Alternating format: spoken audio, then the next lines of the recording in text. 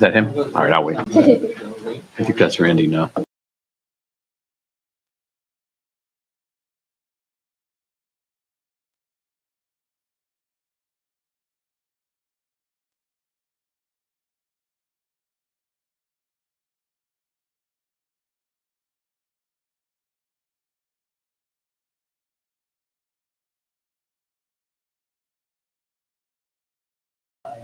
I'll call the board meeting to order for the Tuesday, April 7, 2026, 4 PM Board of Elections meeting. If I could, since council is here, I would ask that we have a motion to take item number 4 out of order. Oh, you have to take attendance first. Oh, I forgot to take attendance. Take attendance, I'm sorry. I'm way ahead of the game. I'm trying to get you going. Chairman Johnson, Vice Chairman DeSimone, Present. Member Bettinger. Here. Member Connors, Member Jack-Boney, Present. Member Reposa. Present. Member Phillips. Executive Director Miguel Nunez. Present. Legal Counsel Present. Thank you. Thank you. I'm sorry to spoil your entry, man. Sorry. So if we could have a motion to take item number 4 out of order. Second. There's a motion, second, any discussion? All in favor signify by saying aye. Aye.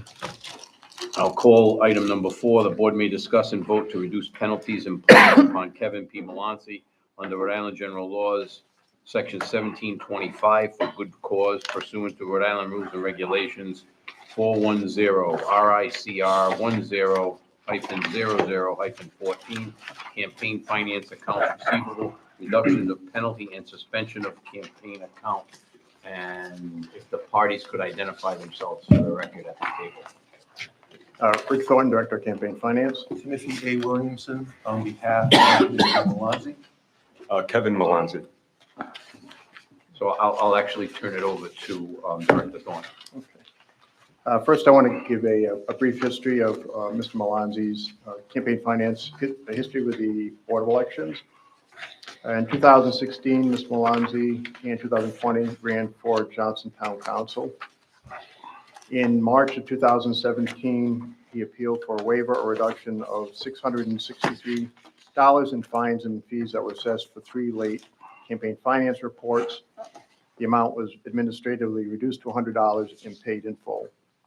In July of 2019, Ms. Melanzi appealed for a waiver or reduction of $2,415 in fines and fees assessed for the late filing of 5 campaign finance reports.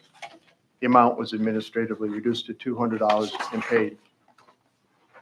In November 2021, there was a consent order was entered as a result of campaign finance violations found during an audit, stipulating $4,500 civil penalty be paid within 180 days, with a failure to pay as agreed, resulting in the doubling of the penalty to $9,000 and referral to Central Collections Unit for debt collection.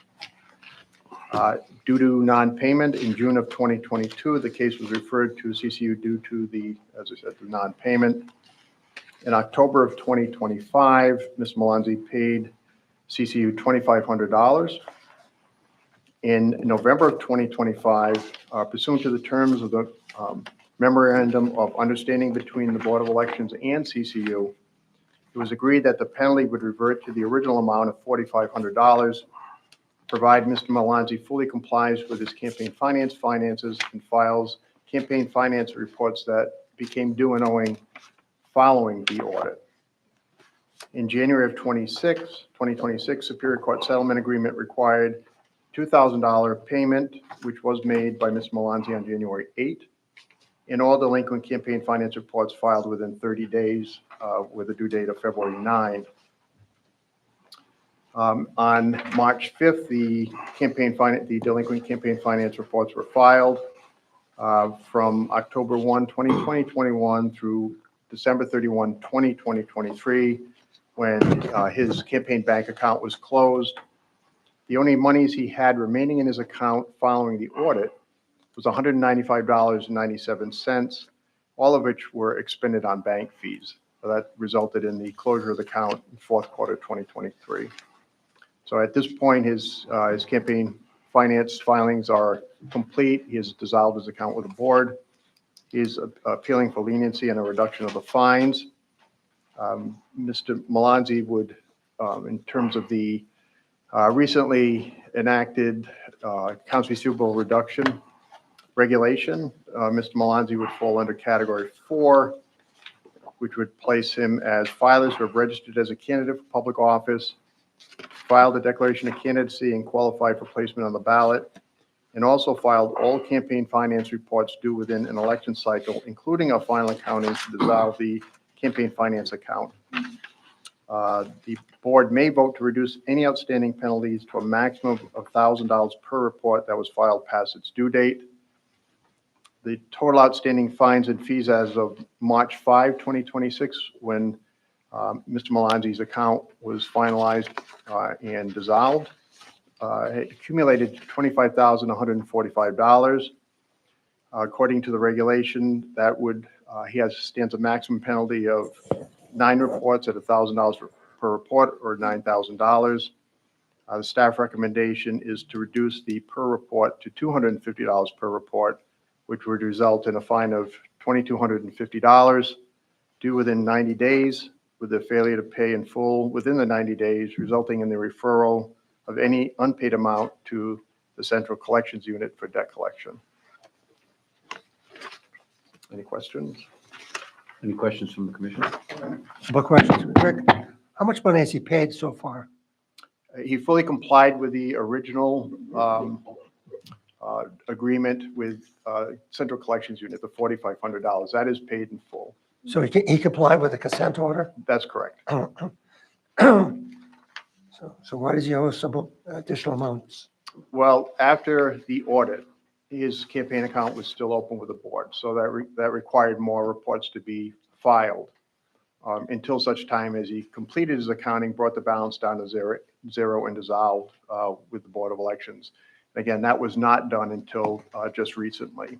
So in that time, the more reports became due and owing and accruing fines to the amount of just a little bit $25,000. Okay, so what you're seeking is your recommendation of $22.50, plus he's already paid the $4,500 on that? Yes, this would be in addition to the $4,500 that's already paid. Yes. Thank you. You're welcome. Any other questions of the director from the board? Commissioner? So a question. So the January 26th Superior Court settlement agreement required $2,000 payment, which was paid. Yes. If he had filed the remaining reports by February 9th, would we be having this conversation? Yes, in the sense that the reports would still be due and owing. That would still be an outstanding issue that would have to be addressed by the board. Yes. So what was the date range of the reports that accrued the $25,145? October 1, 2021 through December 31, 2023. Oh, sorry, that's on here. Yeah, I apologize. That's all right. There it is.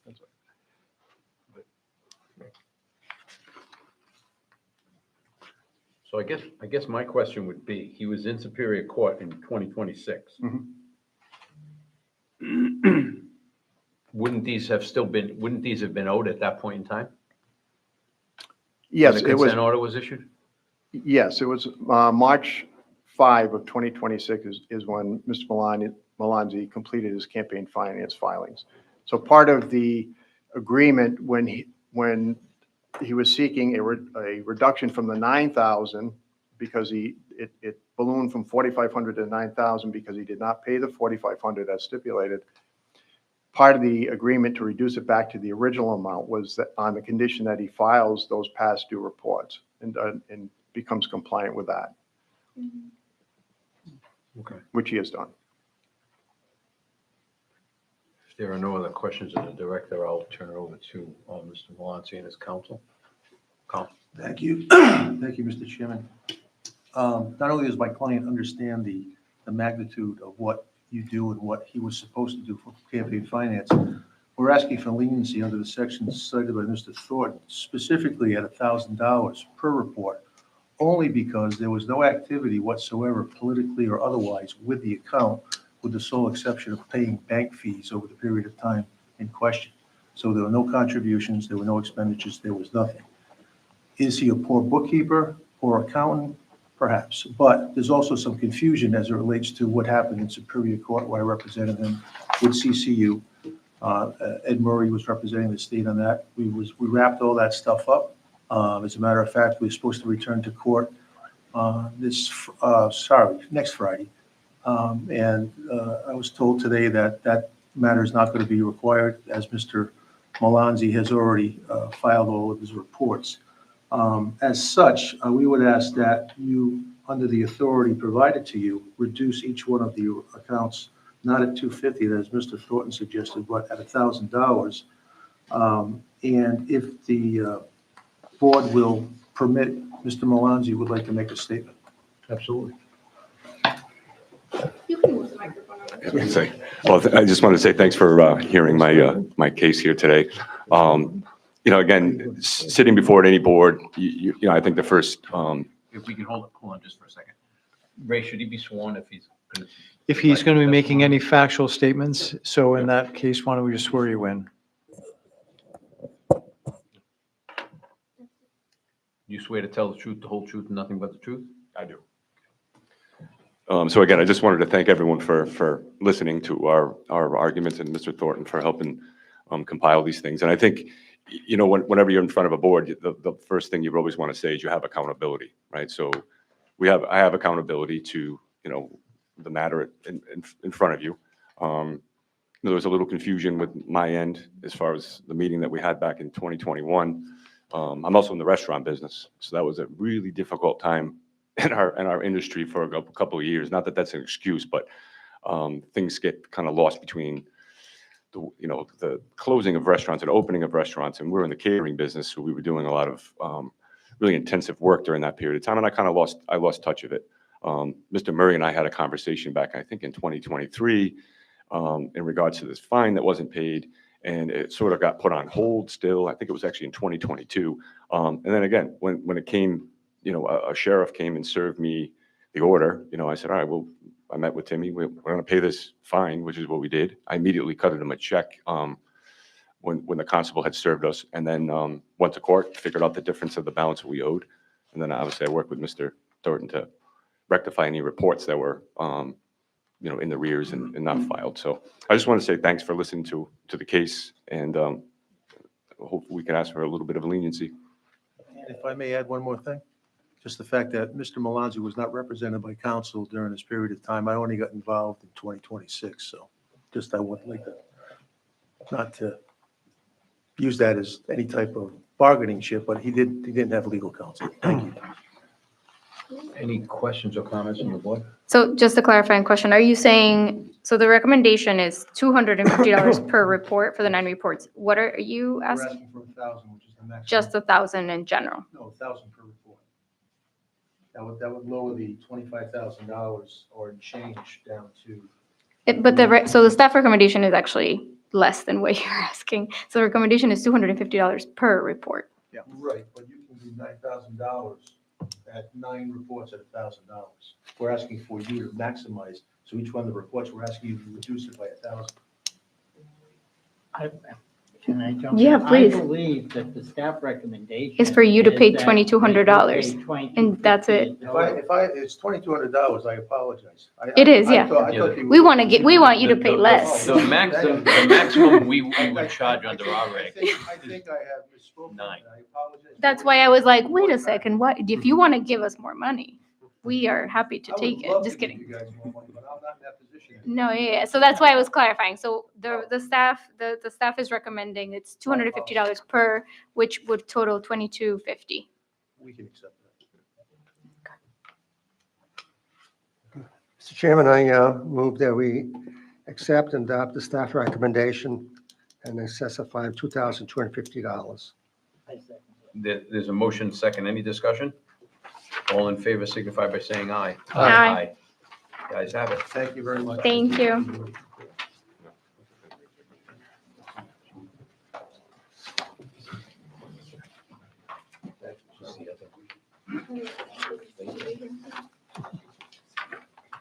Anybody here from New Shore? No, we can. I mean, just while Vic's here, we might as well.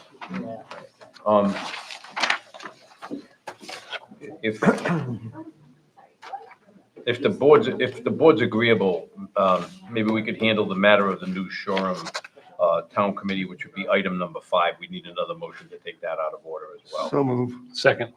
There's a motion and a second. Any discussion? All in favor signify by saying aye. Aye. Aye. You guys have it. We'll move on to number 5. The board may discuss and vote to reduce penalties imposed upon New Shoreham Democratic Town Committee pursuant to Rhode Island General Laws 1725 for good cause. Director? Sure. Again, giving you some history of the New Shoreham Democratic Town Committee and the campaign finance filings. Altogether, they've had 36 campaign finance reports filed late through their history. In January 2009, they appealed for a waiver of $25 fine for the late filing of one campaign finance report. The amount was administratively waived. In November 2011, they appealed for a waiver of a $25 fine for the late filing of one report. The amount was also administratively waived. In January 2013, they appealed for a waiver or reduction of $394 in fines and fees for the late filing of 2 campaign finance reports. The amount was administratively reduced to $75 and paid. And then October 19, 2016, they appealed for a waiver before the board of $11,514 in accumulated fines and fees for the late filing of 12 campaign finance reports.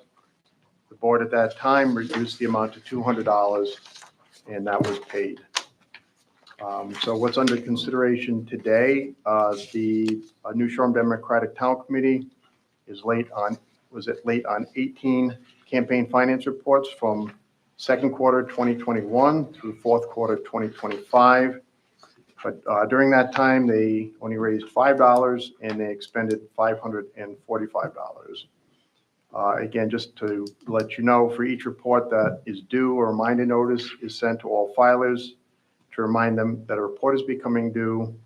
1 notice is sent by first-class mail, and a minimum of 6 notices are sent by email.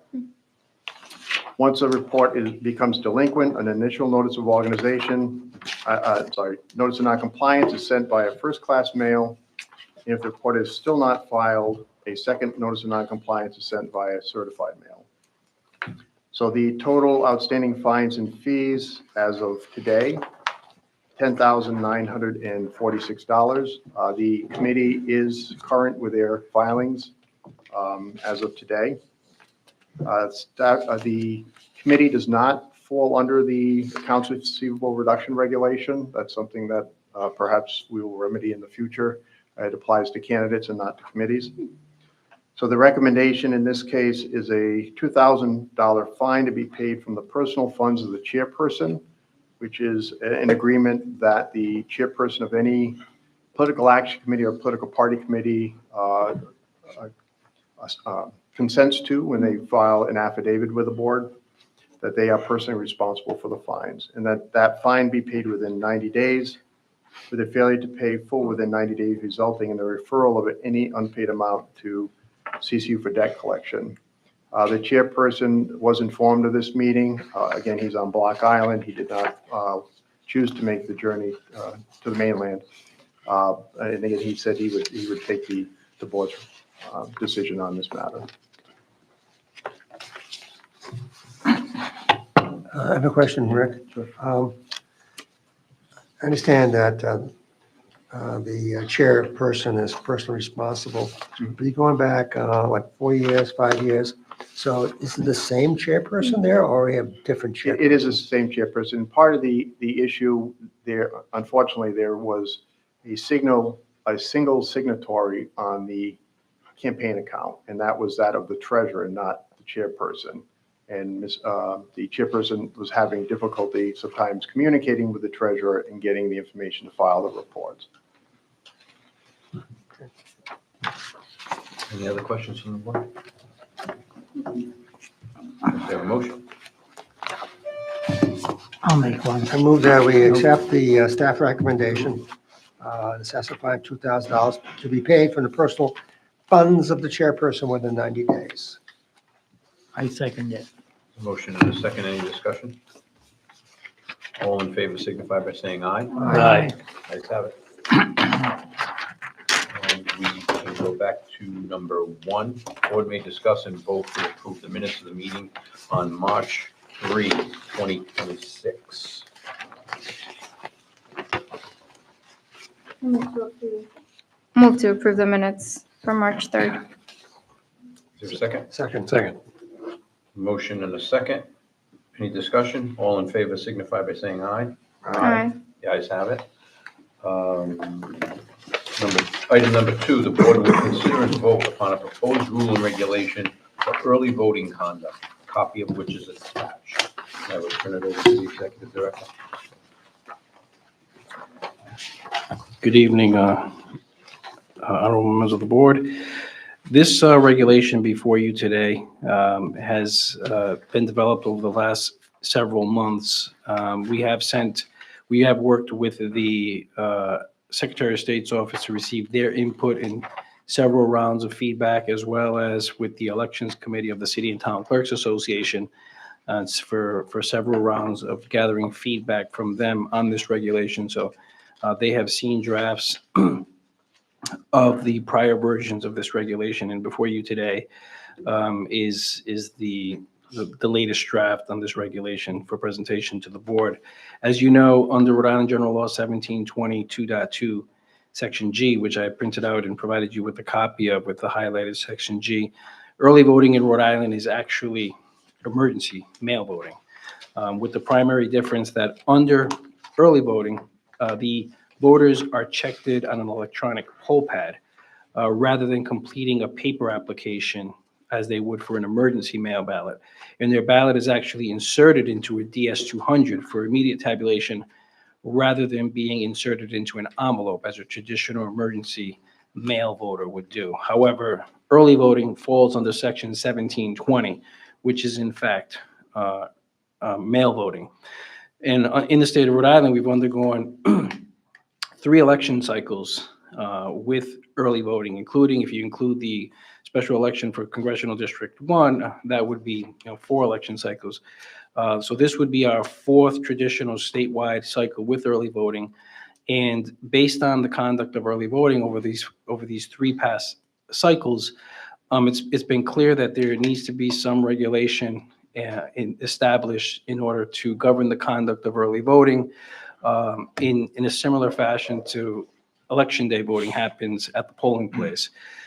There have been several proposals in the General Assembly to do so, including some that you'll hear later on from the Legislative Committee did hear. But none of those proposals thus far have gone far enough in order to clearly regulate early voting in a fashion similar to voting on Election Day. So what we strove to accomplish with this regulation is to, at a basic level, require that the local boards of canvassers operate at least one site, which they are required to do under statute. However, additional sites would be subject to Board of Elections approval in the event that a local board would like to establish more than one site for early voting, which is technically possible. Early voting also is, as you know, operates 20 days before Election Day, up until 4 p.m. the day before election. And so this regulation here would establish that when they operate that early voting site, where they operate it, the Board of Elections will have jurisdiction and regulatory authority to inspect that location and ensure that it is in fact sufficient and adequate for voting to occur, given the number of voters expected to pass through, depending on the eligible vote for that particular community. This regulation also establishes a voting area, which is not in state law in terms of setting up an actual voting area within the early voting site so that it is similar to Election Day. And this is to ensure ballot security and voter privacy, which is not in the statute today.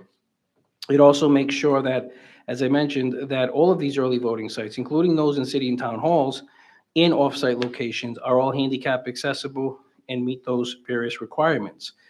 It also regulates the use of electronic surveillance devices at early voting sites, and also regulates the use of security cameras or surveillance cameras within these locations. The regulations, strives to provide some balance for the local boards. So for those smaller communities who are used to handling either emergency voting or early voting with their staff because of the low volume of voters that they encounter through early voting in their community, either in statewide elections or in special elections. It does give them the flexibility to use their own staff to run early voting, use temporary employees, seasonal employees, or even employees from other departments within the jurisdiction as they backfill their departments to assist their small staffs. But it does give them the option to do that unless this board does require that they establish, that they do hire poll workers and establish the location under this as required under this regulation. But that would be handled on an election by election basis. The regulation also requires, when required by the board, a bipartisan peer of supervisors, as well as a moderator and clerk to establish those positions formally in the early voting process. And it also establishes in that voting area the use of the electronic poll book, the tabulators, and the accessible ballot marking devices, as well as all of the other security and chain of custody requirements that are handled at the polling place for Election Day, and bring those requirements over to the early voting process during those 20 days. Importantly, it establishes a 50-foot no campaign zone around the primary public entrance of the early voting site, which would typically be the entrance to the city or town hall, but it could be an off-site location as well. This is a requirement that the local boards frequently ask the staff about, because currently there is no statutory requirement that 50-foot zone be respected outside of an early voting site. And as you know, early voting is slowly creeping up to about 35% of the total vote in any statewide election, far surpassing mail voting, and also approaching the level of the turnout at the polls on Election Day. So given the fact that so many Rhode Islanders are visiting these early voting sites over this 20-day period, it seems reasonable to afford them the same protections that they would encounter when they approach a polling place during the hours of operation on Election Day. And it also brings, similar to Rhode Island General Law 17-1949, as far as in addition to the 50-foot zone in that statute, restricting any political literature or campaign items to be displayed inside the site or by anyone other than the voter in the actual act of voting, similar to the requirements on Election Day. So in summary, while this regulation doesn't apply all of the requirements from Election Day, because as we know, there are many aspects of Election Day that cannot be uniformly applied to early voting, it does seek to establish a basic set of guidelines that bring many of the aspects of Election Day voting to the early voting process to provide a consistent experience, absent of any statutory changes until that in fact does happen. These regulations would establish those rules for conduct of early voting. I'm happy to answer any questions. Yes. My questions are mostly based on the letters from Common Cause and ACLU. Is it okay if we address some of them? Correct, yeah. So Absolutely. in the one that comes in both letters, is regarding people being, if they requested a mail ballot, to have to cast it in person. And so in the second letter, the one that we just got today, there's mention that in the Board of Elections website, there's a summary of provisional ballots. I guess we have a question that says, who is allowed to cast a provisional ballot? So I guess they're sort of implying that what we're trying to put in the regulation contradicts what we've put out there. And it sounds, I'm trying to figure out, there's a lot of wording. So I'm just trying to figure out, is it because we're trying to change the policy? Was it an oversight? I don't And know. it's more than a policy. Okay. It's, without diminishing the concerns of Mhm. both public interest groups, those should be considered by the board seriously, but there is a regulation that actually is on It's part point. of it. And that makes clear that one of the category of voters who can receive the provisional ballot are those who apply for a mail or emergency ballot. That's right in our regulation. Is it specified in here? No, and we could actually, if needed, we could actually tweak that. Okay. But, bear in mind that if you were in a court of law and a judge were trying to look at this and decide whether we've taken away, we in no way have expressly or implicitly reduced the right to that Mhm. provisional ballot.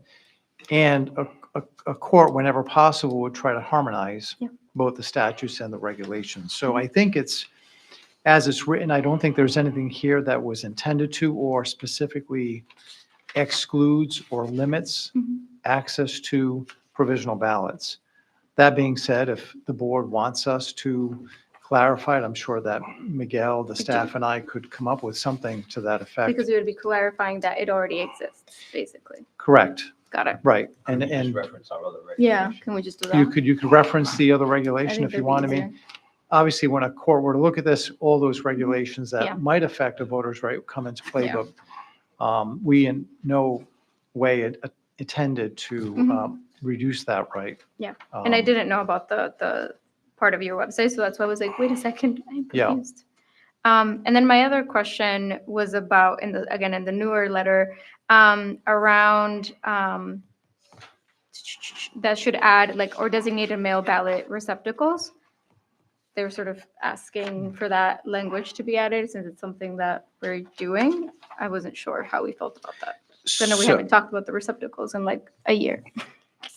So, forgive me, I didn't mention that I did go through these regulations with Ray quite thoroughly. So, after we had them go out for draft to the Secretary of States and the City and Town Clerks Association, then Ray and I myself met substantially on these regulations. So, and I don't think it was intentional on either of our parts to state that someone who goes to early voting and cannot go to election day and vote a mail ballot, however, provisional ballots. That was the intention.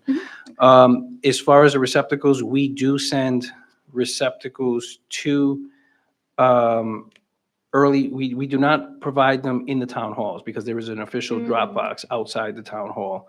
However, we will provide them to off-site early voting locations. So those that are not in the town hall, where the drive Oh. to the I hear what you're saying. to the city or town hall would be a separate drive but if it's in the city or town hall, they just have to go to right at the entrance to City Hall, and there's an official drop box there that they can cast the ballot Do you into. think that adding a sentence that says that would be helpful? Again, when many years from now, we don't have an executive director like yourself, that's in regulation, is that something that we can do? Because I didn't think about that. You're right. There's receptacles already. I'll definitely look at I that don't- section where they're referencing it, Mhm. but that is something that we are cognizant of, that Yeah. where there is no drop box readily available, To have something. then Yeah. we would have something there. And then but my I'll- last question, I have I'll look one at last, that. and I promise I'll give it to somebody else. Because I was really curious about this one. I'm not opposed to it. I just don't know how it works. So the one about the 50-foot I can't say that word, electioneering. Because I know this is a legislation that's happening this year.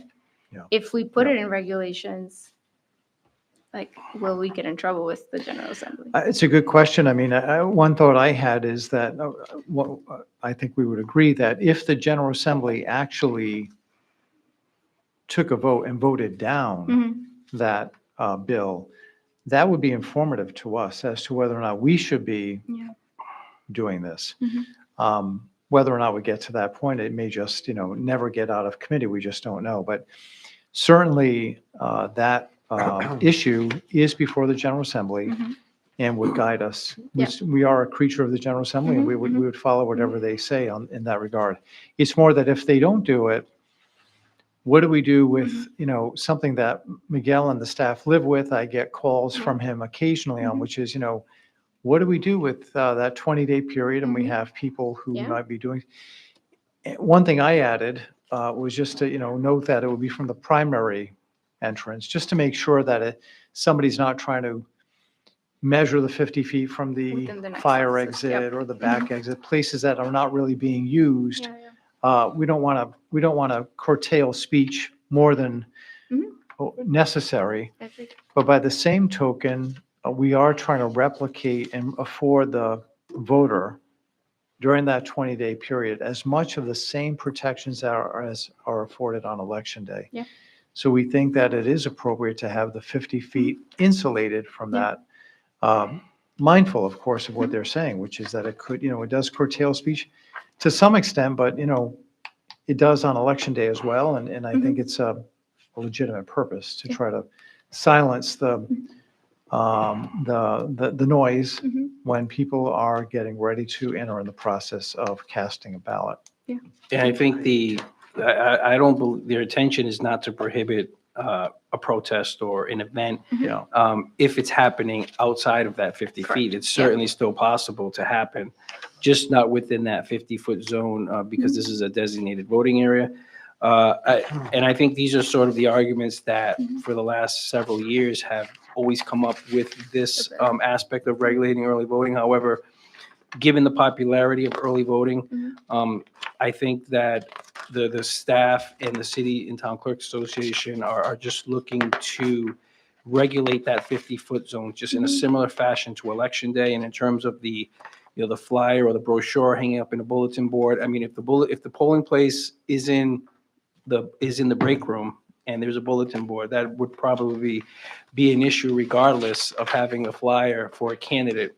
I think if the intention here is simply to regulate the room inside in which the voting is occurring to ensure that there are no campaign flyers or paraphernalia within that protected space, similar to what would happen on election day. And in order not to chill speech, they're going to actually mark out that perimeter with a chalk line or something else so that people know exactly. Like boundary What, physical right. things. Yeah. And there are other things too, by statute, that you can't approach a voter in that 40-foot area to see if they want to have assistance with a ballot too. I mean, there are a number of things the General Assembly has already done with that number, that scope. Yeah. No. I don't have a problem with it. I just wanted to see, and I appreciate that you outline, right? It doesn't it doesn't mean that you can't have the name of someone. If I'm voting in City Hall, the mayor's name is there. So I think that's, Thank you. Those are my questions. In terms of the other aspects covered by the ACLU, they did talk about the bake sale requirement that's in here. I never knew we could have bake sales that's insane. Why are there So bake sales? that is simply in there because that is in state law. It is regulated by the local boards of canvassers. They do have to allow it within some certain requirements of a regulation that we have for election day at the polls. However, it's foreseeable that it could be a request made for any of the days of early vote. I'm not saying it will be the full 20 days, but certainly 1 or 2 days there could be a request. This is simply to govern that and handle it if it does come up, similar to what would happen at the polls, but it would be up to the board to determine if that's something that is necessary in the regulation or not. So who can have bake sales? I've never heard of this. Why are they having bake sales and who does the money go to? That's a legit question. It's a long, it's a storied history here, but No, you don't. It's a sorry. colorful history. colorful. Oh, it's a history, colorful yes. history? However, People are laughing. there was a previous executive director, there was a controversy over a bake sale being denied in the city of Cranston. And it ended up being the bake sale was the board determined it should be allowed. A regulation was drafted, and in fact, the General Assembly then subsequently passed the state law to allow bake sales at the polling places specifically. So, I feel Could like you imagine them having them for 20 days? honestly, I it's good mean- money, but it should be under our regulations that it has to go to like civics education. Like that if is you're a lot of here, baked goods, yes. That's a lot of bakes. Yeah. Good. Those poll-workers would be very happy with that, all those bakes. okay, thank you. Sorry, I just If I recall, it. the Girl Scouts. That's right. I know. PTO, Yeah, we should right? tell the Girl Yes. Scouts about this. It was to make you, maybe you'll feel better. It was the PTO in Cranston, I believe that. That does make me feel It better. did start in Cranston. Cranston, of course. So I just Wow. also would like to point out as well, thank you to Commissioner Scholes that pointed out to me, we're actually in section 29. There are some, just, when we submit this to codification, our regulations, the Department of State will change the numbering to whatever fits the particular codification. For whatever reason, they skipped 2 numbers within our codification section. bumping this to 29 in risk limiting audits was actually became 28. So this would actually be 29.1 in the subsequent, if it's put out there for public comment. The whole rule and reg would be 29. It would be section 20, unless they determine it has to be 30. We have no control over the numbering from the code. They follow their own rules and Yes, they do. regulations on that. Thank you for the history lesson. Any other questions I or do. comments? I have some questions. So Miguel, I was happy to hear that early voting now constitutes 35% of our elections, which makes me personally very happy because I was always a big fan of early voting, emergency voting. But I have some questions regarding this draft that I have in front of me. And to the extent that, so in 28.1, where you reference other sections of election law, 1720, 13.1 is a form for the emergency voting. And for early voting, why would they be completing a paper application? That, I believe, we included along with 1722.2, just before that, was to encompass all of the regulations that would potentially be drawn upon for this regulation. So I believe that being the application and the poll pad being an application electronically filled out, it's simply to tie it all into 1720. And correct me if I'm wrong, Ray, but I believe it's simply to draw on any of these statutes that the regulation would be seeking to regulate, to interpret in order to create the regulation. But the 1722.2G also has the emergency mail ballot application. It's completed if they're doing it outside of the building. Where this law, which I personally would like to see early voting separate and apart from mail ballots. And 1720, as you know, is mail ballots. Mail ballots meaning those mailed to the homes. Emergency ballots after the 20 days that someone can get a ballot. I would like to see this in state law, again, as a separate section. I understand that's a lot of work, but I personally, and I would like to see this mirror what could be introduced, maybe even by the Board of Elections, to be added to Title 17.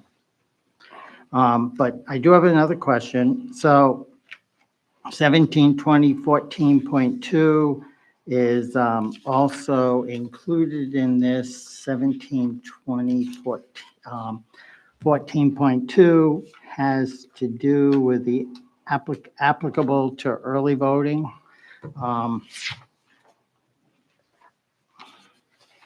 I don't, do we have 1724.14.2 I have it readily available if you want to available? read it. I read it earlier. That's regarding supervisors.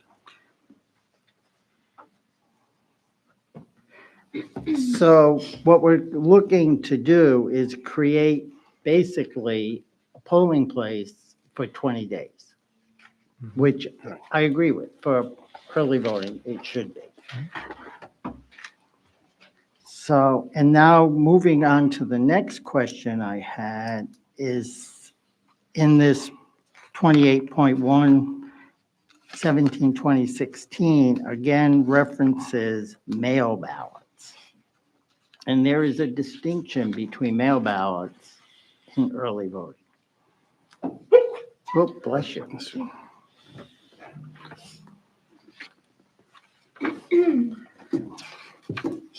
These are just some things that I brought up that you might want to just take another look at before it goes very far. Under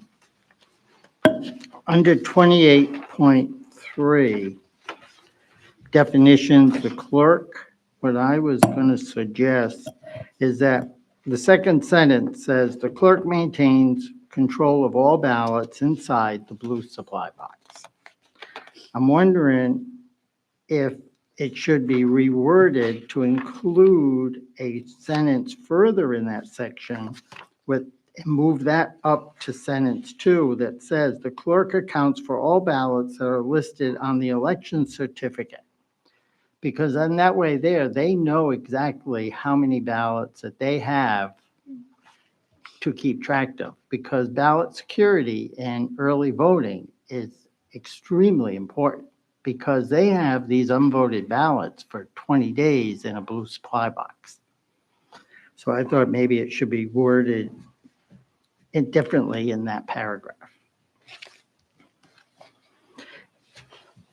So to move the sentence, the clerk accounts for all ballots that are listed on the election certificate, move that before the second sentence there. Correct. Where That full sentence before the second sentence. Move it up. Okay. That's my suggestion.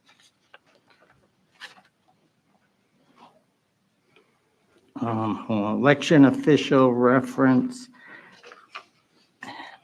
So an election official reference is covered under 1719, which is election day voting. Which section is that? You mean the definition on page 2? Second page. Second page, the election official, Yes. that is defined in 1719, which is, as I stated, election day occurrences. There is no election official in 1720. So I would like to mention also that I use so the board has a polling place conduct regulation on the books currently. So I took that regulation for polling place conduct, used that as a template to create this regulation, stripped out anything that wasn't applicable to early voting, and then added in anything that would be applicable that maybe wasn't accounted for when that regulation was passed, I think in 2012. And to bring it in line with 2026, with how elections are conducted in 2026. So I believe that actual definition is from that regulation, from the 2012 polling place conduct regulation. I think it's, again, trying to bring it in line with what happens on election day under 1719, but regulate early voting under 1720 through this regulation. So I And think I that's understand, but I guess I'm confused. 1720, as I said, is mail ballots and emergency ballots. And there is a reference to early voting. And then 1719 is election day at the polls.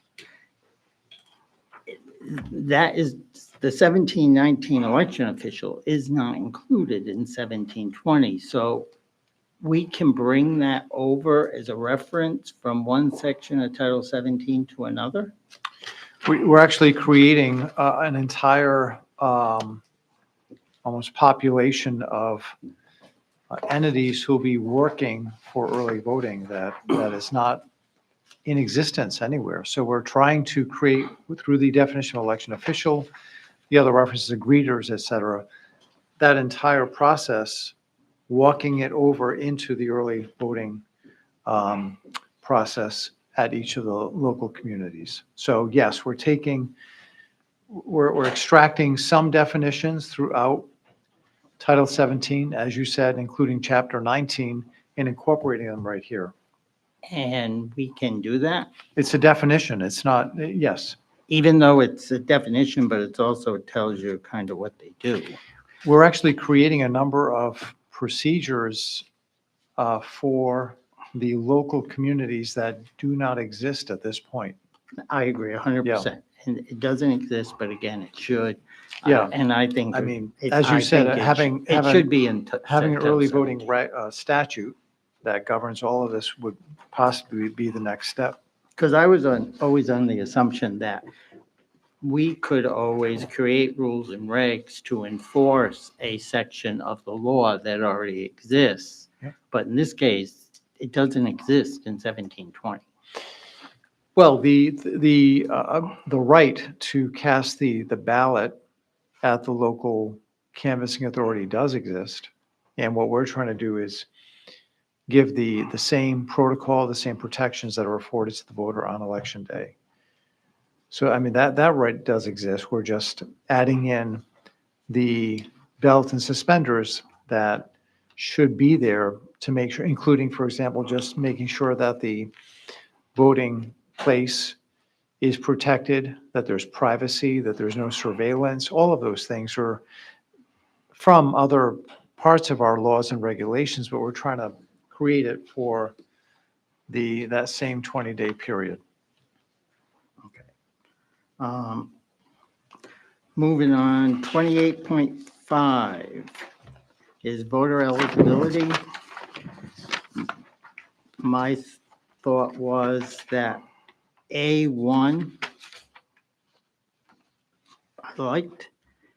A2 doesn't really have anything to do with early voting. Because early voting is casting a ballot into the machine. So I thought that should be stricken, just my thought.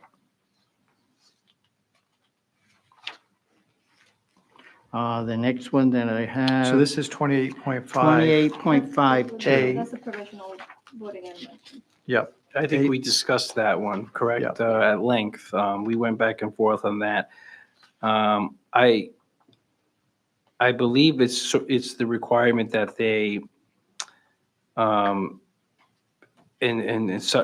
kind of following up on Commissioner Betancourt's question with that, because early voting is a mail ballot vote, when you apply for a mail ballot, you've essentially you've submitted that application for a mail ballot. You cannot apply for another mail ballot by going to early voting since they fall under the same section. So this establishes that if you've already applied for a mail ballot, you go into the polling place to vote early, which as we know is a mail ballot as well, you're going to be blocked out on the electronic poll book. You're established as having applied for a mail ballot at that point on the poll pad. So your only option at that point is to take your mail ballot and deposit it into a drop box by 8 p.m. on election day. Or if you've lost or destroyed your mail ballot, the local board can reissue the ballot right there on the spot, and they can either drop it into the drop box or the receptacle, or bring it here to the Board of Elections to our drop box, or hand it to our front desk. So they've already gone down the track of applying for a mail ballot. That's how they're in the system. They can go to vote a provisional ballot on election day. If they do so, as long as they have not mailed in their mail ballot, the local board of canvassers will compare the signature on the provisional ballot to their voter registration record. If that provisional signature matches, the provisional ballot will count, and the mail ballot will be if it's received here, it will be rejected by our systems because they've already cast a provisional ballot and it's been accepted. So they do have the option to do the provisional ballot on election day, and that's been the case since 2006.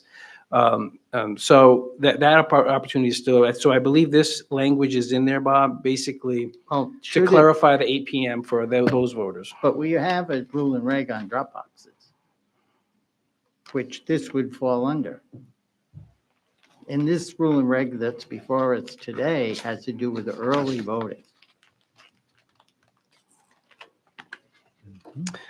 Well, I think the reason for the inclusion here is to make it clear that when a voter who's applied for a mail ballot, which we do have happen every election cycle, and they decide they want to vote early instead of having applied for a mail ballot, this establishes that they have to continue the process of the mail ballot that they requested.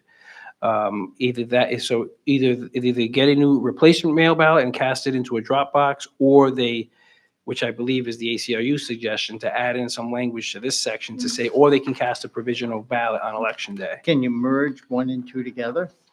I also believe that number one, the first word should say be any. The, First Oh, any- word on number one, any individual? 28.5A1, because then and then possibly could you combine the two into one to clarify? Just a suggestion.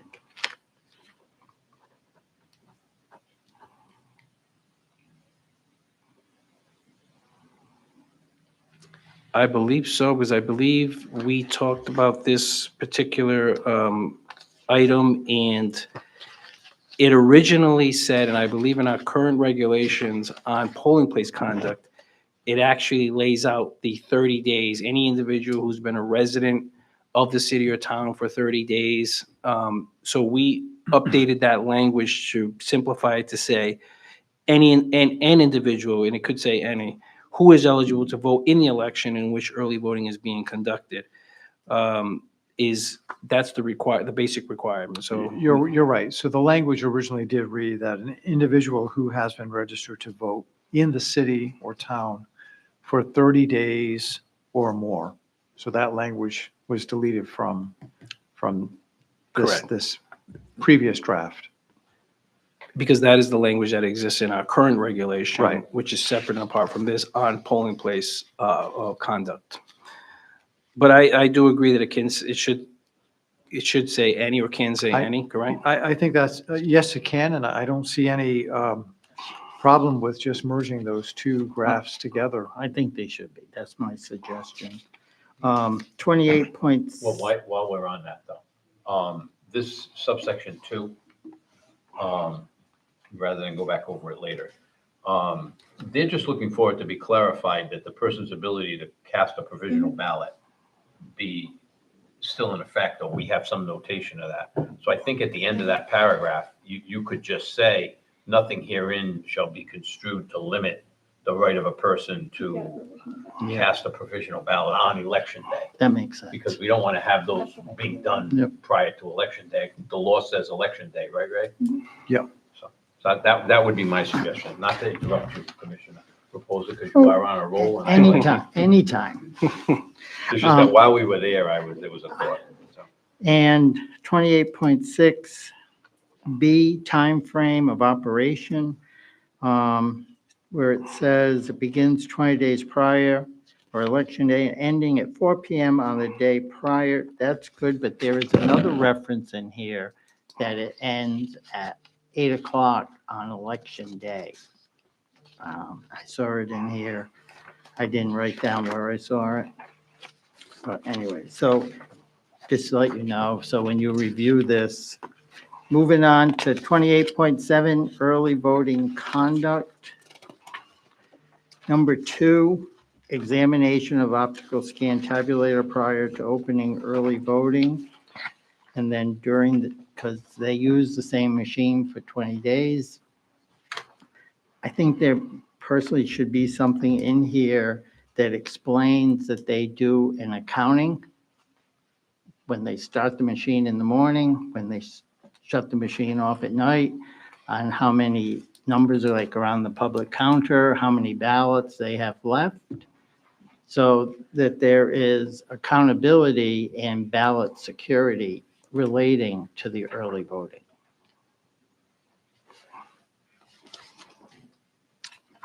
That is something that we currently do. We have a day-to-day log. We do, but it's Yes. not in here. Correct. And I just think it should be, because again, can't beat a horse to death, but we are talking early voting. 28.7, I'm almost done.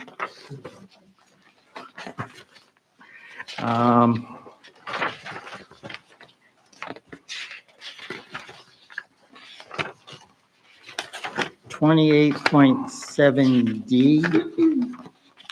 D. This is just cleanup. There's 2 number 5s. This is 28. 28.7D, Oh, yeah. 2 number 5s. Bake This, sales and talking on the cellular. well, phone. my suggestion is going to be to delete the bake sales. I don't think it belongs in there. But I that's think it'd be just- that's very- just me, I- because I could see somebody who's a popular person in one of the small communities holding a bake sale for 20 days just to get. And there are some town halls where most of early voting is conducted, are very small. I mean, and if now we're going to change that they become a polling place for 20 days, you do have a moderator, a clerk, supervisors, Mhm. and But yeah, I would agree with the commentary that we have from, I believe, the ACLU and/or Common Cause, but, yeah, I think it's from the ACLU letter. I would consider that should be omitted. But again, that's just one person's, consideration. okay, so now I'm going to close this up. And that'll solve the problem of the 2 number 5s. That will solve the problem of the new 2 number 5s, you're right. But again, I think this is a great step-off document to be able to put something in play, to have early voting documented in Rhode Island. Again, I think it should be something that's introduced and to become law, because early voting is not going away. And for those of you that were not here when early voting started with the ballots going into the machine, it was clearly just to be able to get people out because it's very popular. People like the early voting, but it's under the emergency voting category in Rhode Island state law. Okay, I'm done. Any other comments from the commission? Do we want to, does the board need to take a vote on the bake sale? Because I think that we would want to Well, go back. I mean, the bigger question is, how do you go through each of the recommendations from Board Member Raposa? One suggestion is just to not have the board vote on the regulation now, and then redline, accept everything we have, redline something that adopts whatever you think should be adopted from Mr. Raposa's suggestions, the vice chair's suggestions, anyone else that make comments, including public interest groups, bring it back and just have one vote then. Oh, certainly, I opposed agree. to- I didn't expect this to go out for public comment today. I wanted to get the feedback from Yeah. the board, given the complexity of this. We want to make sure we get it right. So I think patience is going to be the key here. Yeah, my point being just that if we take a vote on the bake sales and not all the others, it might be better just to do another draft with all of these comments incorporated and then have it come back, and there'll be a lot less to vote on. At that So point. essentially strike all the bake sale section, and then the board would vote at that time to either unstrike it or Right, keep the strike. Right. Take Okay. another look at it, redlined. If everybody agrees with what the vice chair said and each of the board members, you're all set. But there might be further modifications too. Perfect. That's one approach, as opposed to like probably a dozen motions right now for each. Continue it to our next meeting. I think so. Yes, that's Yeah. fine. That makes sense. That's, and if there's any other input from other board members, I'd be happy to hear about them, or even could be separately. Yeah, I mean, it's better, I think, to save those comments just for when we're convened publicly, just to keep it as clean as possible.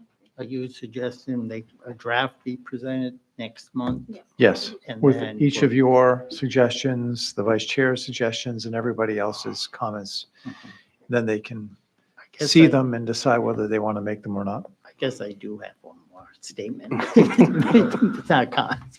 That I do see a lot of, and there's not anything wrong with it, again, but I guess I'm still hung up on the fact that early voting and election day voting are very similar, but they're two separate animals. And there is some reference in here to election day voting where it's not, it should be referenced using maybe the language on election day, but changing it to early voting. We'll try to keep that in mind when we go through it again. I mean, there are a lot of additions here. You're creating a whole level of staffing for, 20 days. And so, I Oh, mean, yeah. it's a considerable change. And an expense to the towns. Yeah. But it's also necessary because it is definitely The- a way to vote that is not going away. Right. So I will make the changes as proposed by the board members and go over them with legal counsel Mercatio and then ready for the next meeting. And then the board can take up each item individually to determine if they want to. I think that's, yeah, or they can just take one vote and say, we like everything and just do it that way. Perfect. Thank you. I ask kind of the director a question? You indicate that this, you had 4 cycles already of early voting. In the past, has you given any guidance or policy directions to local boards of canvassers on the conducting of early voting? Well, we've had to, in the absence of statute, in the need to administer the election, we've done so as in a way similar to election day whenever possible. So for example, when Bob mentions, Commissioner Raposa mentions about this log, it's something that we've established for the chain of custody and the accuracy and the counting of the election. So for example, when the local board of canvassers or their employees seasonal workers who they've hired for this, when they start up the machine, they start from 0. So first day 1, day 20 is 0, machine's at 0. At the end of the night, they write down what the number is on the machine. So if it's 250, it's 250. They put their initials. It's documented that they were those individuals that did that. And when they go the next morning, they note the machine startup number at that point. So when they start the machine the next morning, it should say 250. If it says 350, then that means there's a problem, that there were ballots inserted into that machine that were not during the operation of the early voting site. And that log goes methodically through the 20-day period until the very end, when the final count, 4 p.m. on the day before Election Day, when early voting ends, and they sign off essentially on, this is the daily accounting of the machine count for each machine. Sometimes there are more than one machine there. That is not anything that is in statute, but it is something that is followed on Election Day. And as Commissioner Raposa mentioned, it would be a good idea to establish that within the regulation, so that it's clear that that is something that is required, and it's not simply a policy of the staff of the Board of Elections to do. I understand that, but in the past, other than that, has the staff given either during the course of training or provided local boards of canvassers any written guidance or directions on conducting early voting? Or are we just going, or there's been none, and this is the first and only direct rules regarding the early voting? I'm just wondering if there's any policies that sort of predated this. It's very limited, the guidance we can give them, simply because it's not in the statute. By its own definition in section G here, essentially the only difference between early voting and emergency voting is the inclusion of a poll pad replacing the paper application and the voting machine replacing the envelope. So essentially, many jurisdictions, what they would do is set up a poll pad right on the counter of the Board of Canvassers office, and the voter would sign in out the application. They would have a couple of voting booths there, and they would have the voting machine, and the ballot would go into the voting machine once it was done. And in a similar way, if someone came in to do an actual paper emergency ballot, which the Rhode Island voters still have the opportunity, they have the right to request an emergency ballot within the 20-day period, they could fill out a paper application, receive a paper ballot, and receive an envelope to seal it inside of and sign it, and actually take that ballot to our Dropbox and drop it in if they do not want to insert it into the early voting machine. So you have two dual systems existing here. And the way the statute reads is the electronic version, which is early voting, can be conducted essentially in the same way as the paper version. It's just done on an electronic poll pad rather than paper. And the machine takes the ballot right there rather than have it go into an envelope that has to be delivered to us. And there are obvious benefits to do the early voting aspect, because if they make a mistake on their ballot, it's rejected by the machine and they can correct it right there. That's a benefit over doing the traditional emergency process. So to answer your question in short, we have provided them guidance when possible, because it's just so popular. I mean, when you have cities, the city of Warwick, city of Cranston, having, so many individuals, 30,000 or 15,000, 20,000 voters going through early voting, for example, over a 20-day period. It's a significant number of voters across the state using it. And so they do ask us for guidance, and we provided as much as we can to try to mirror it informally under what happens on election day. This would codify it to make it not a question about how it is conducted in the absence of the statute, which hopefully the General Assembly at some point does pass a statute governing it separate and apart from mail ballots and election day. I would hope that after, with this document, when it's codified and passed by the board, that it could become a roadmap for the General Assembly to pass for early voting. Because, again, I've said this several times, there should be 3 ways to vote in Rhode Island: mail ballot, early voting, election day.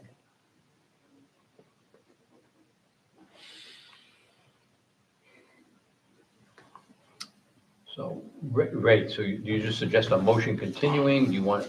That would be my suggestion, rather than try to go through every single comment that you heard and have a comprehensive edit to the document and then bring it back once more for a vote or multiple votes if needed. Motion. Make a Uh, motion. Second? Second. Okay. All in favor signify by saying aye. Aye. And I think the intent is to hear it at the May meeting. Correct.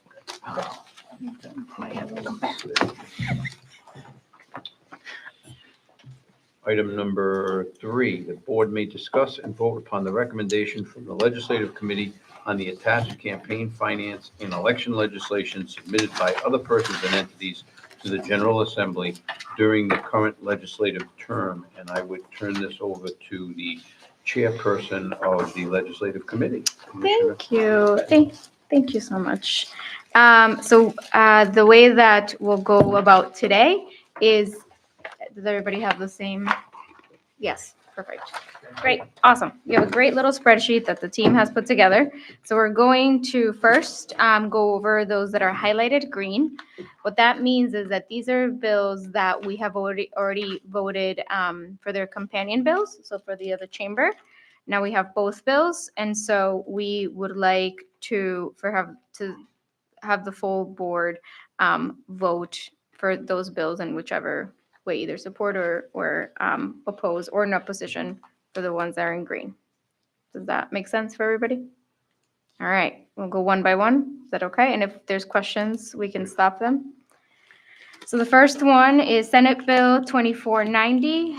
The companion is House Bill 7233, which people would be able to apply for voting, would be able to register to vote when they're applying for hunting and fishing licenses.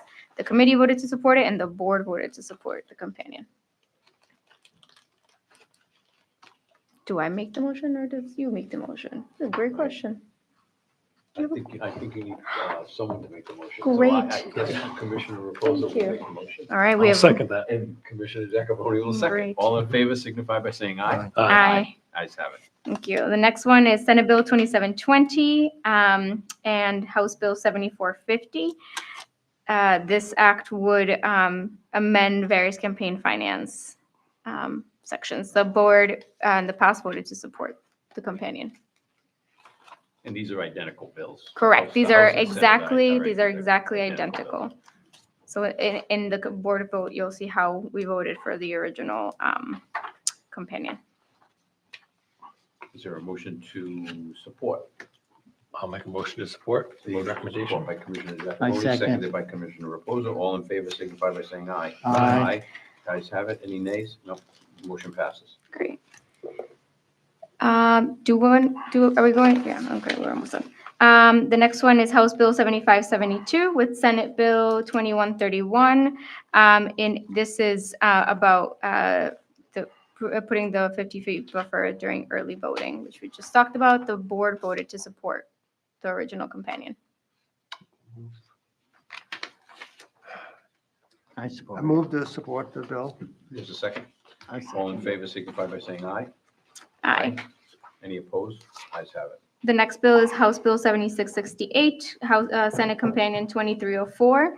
And this would require that the state use actual residencies of persons in government custody for redistricting purposes. The board voted to have no position on this piece of legislation. This is about gerrymandering. And since we took no position, the committee would be requesting a motion for. No position. the board to take no position. Correct. Make a motion to have the board take no position on this. I believe this is the gerrymandering one. the one prison system. or the- Correct. Yeah. recall. The people who are in prison. Yep. Mhm. I second it. Motion made and seconded. Any discussion? All in favor signify by saying aye. Aye. Aye. Aye. Any opposed? Ayes have it.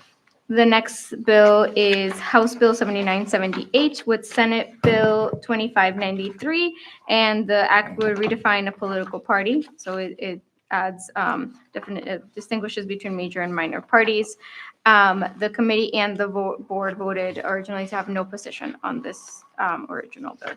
I think the last time we just considered it a policy. Correct. I think that's why the board voted no position Mhm. previously. So is there such a motion? So move. Second. Motion made and seconded. All in favor signify by saying aye. Aye. Any opposed? Ayes have it. Great. And then we'll move on to the bills that you'll be hearing for the first time that the committee has discussed already. So the first one is House Bill 7977 by Representative Brian Newberry. And this would impose identity disclosure requirements for those who incur expenditures for the production of ballot advocacy communications and political advertisements. And the committee voted to support this legislation. Make a motion to accept the recommendation of committee to support the legislation of 7977. Is there a second? I'll second it. Second by Commissioner Reposa. All in favor signify by saying aye. Aye. Any opposed? The ayes have it. The next one is Senate Bill 3043 by Senator Takis.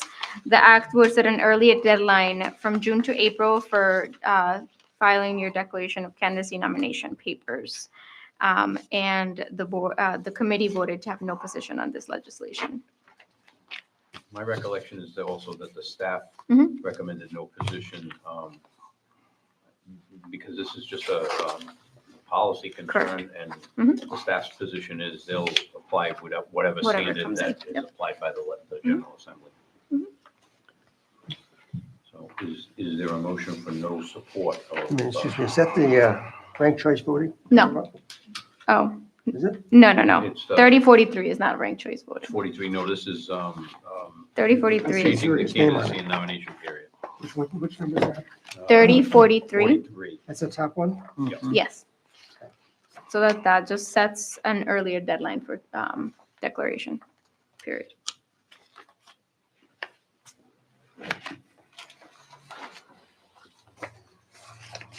Got the committee's recommendation? Did no support? No support yet. No position. No, yeah, no position. Second by Commissioner Reposa. Any discussion? Being none, all in favor signify by saying aye. Aye. Any opposed? Ayes have it.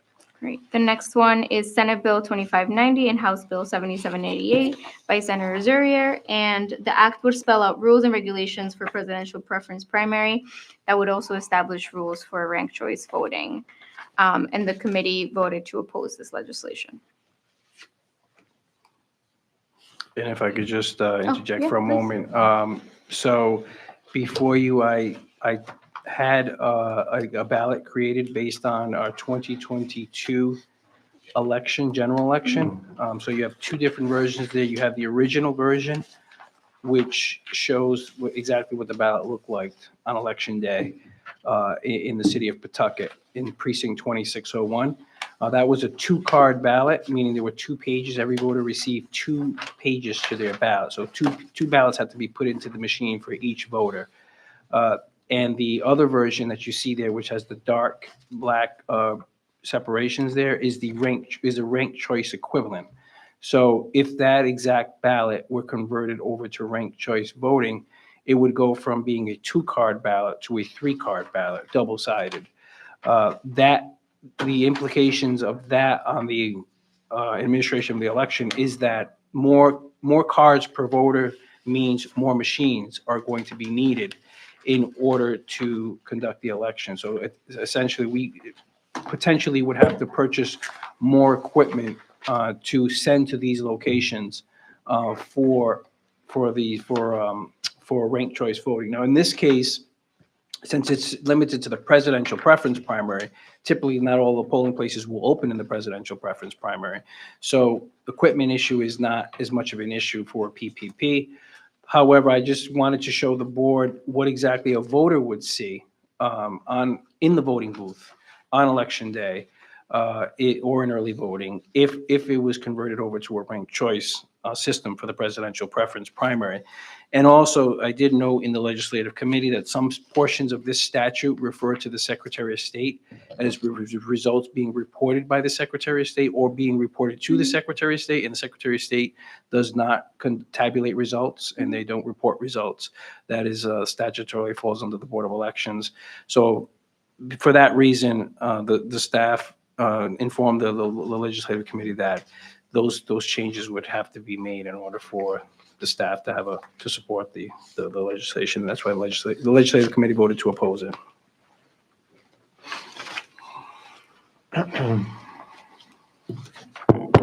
Would this require a constitutional change? No. They have determined that primaries fall outside of that requirement. I'm speaking based on my experience when I'm there at the committee at the State House. That's the rationale that this can be done in the presidential preference primary because it's a primary and not something that falls under the general election requirement.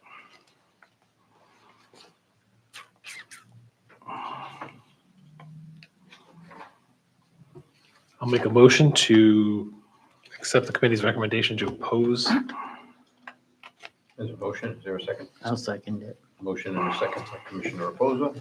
Any discussion? All in favor signify by saying aye. Aye. Any opposed? Ayes have it. The next one is Senate Bill 2951 and House Bill 7981. This would establish a system of ranked choice voting whenever a municipality's charter amendment is approved by its voters. And, we recommended to oppose this legislation. I'll make a motion to accept the committee's recommendation on Senate 2951 to oppose this. Is there a second? I'll second it. A second by Commissioner Reposa. Any discussion? All in favor signify by saying aye. Aye. Any opposed? The ayes have it. The next one is Senate Bill 3044 and 7980. The act would increase the role of Department of Motor Vehicles when it comes to voter registration and verification process. I remember, and we had a very lengthy discussion about this and how some parts of the legislation were sort of incorrect in the process, correct? So the committee decided to oppose the piece of legislation.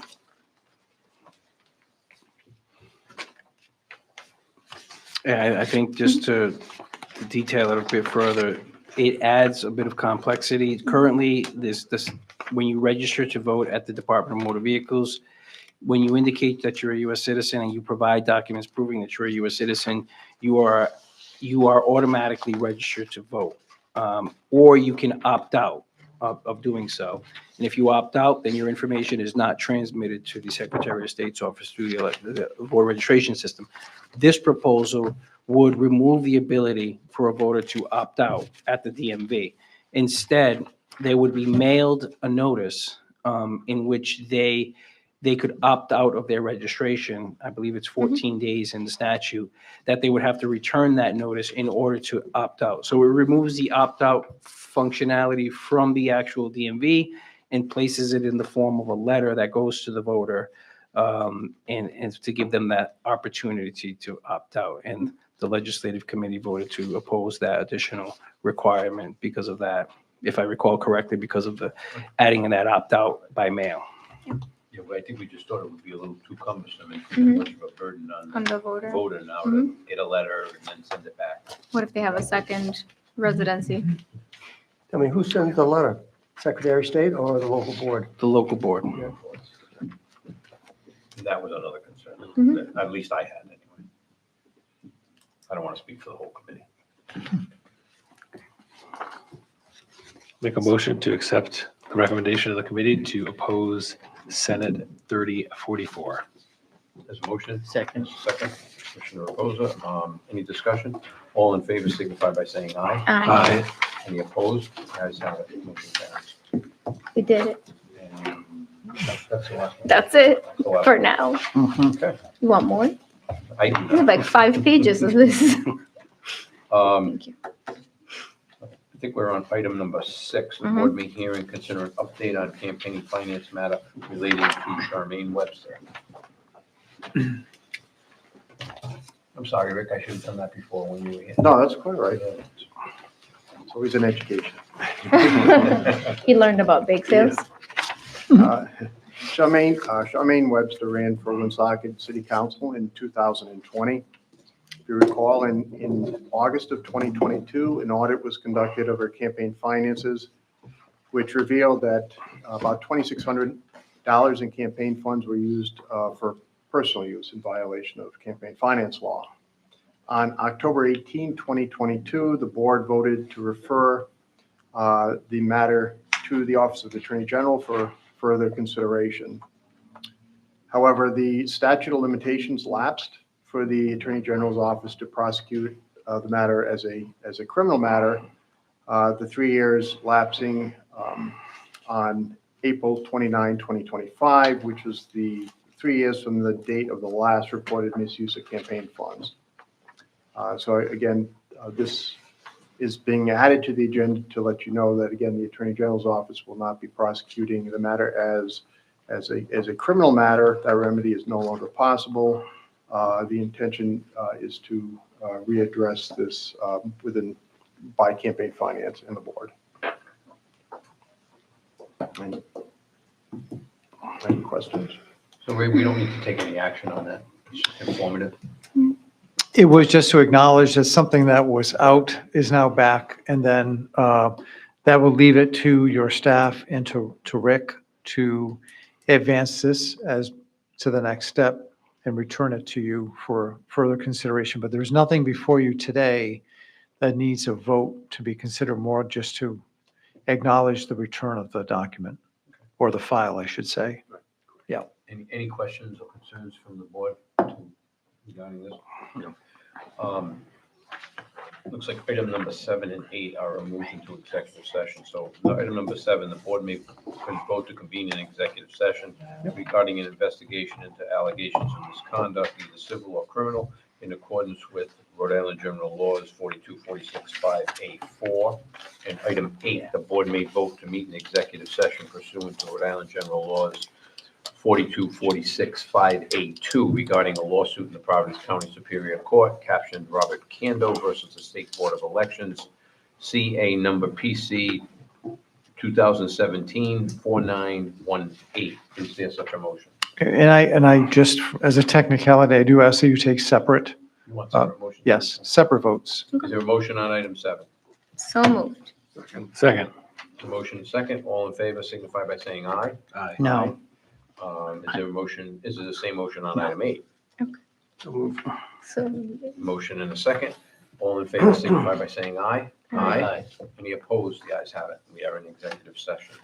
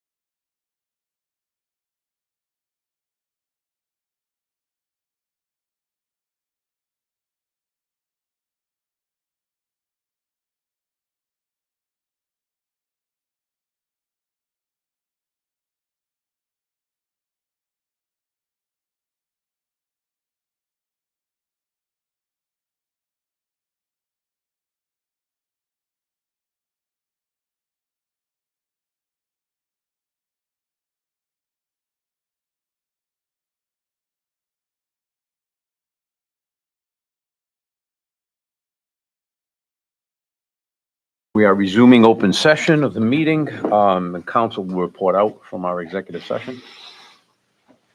There are no matters to report out from executive session, but one matter was continued. Mr. Vice Chair, that would be item number 7. Motion was made to continue that to the next. And is- Board meeting date. Is there a motion to seal the minutes of the executive session? So moved. So moved. Second. There's a motion and a second. All in favor? Aye. Guys have it.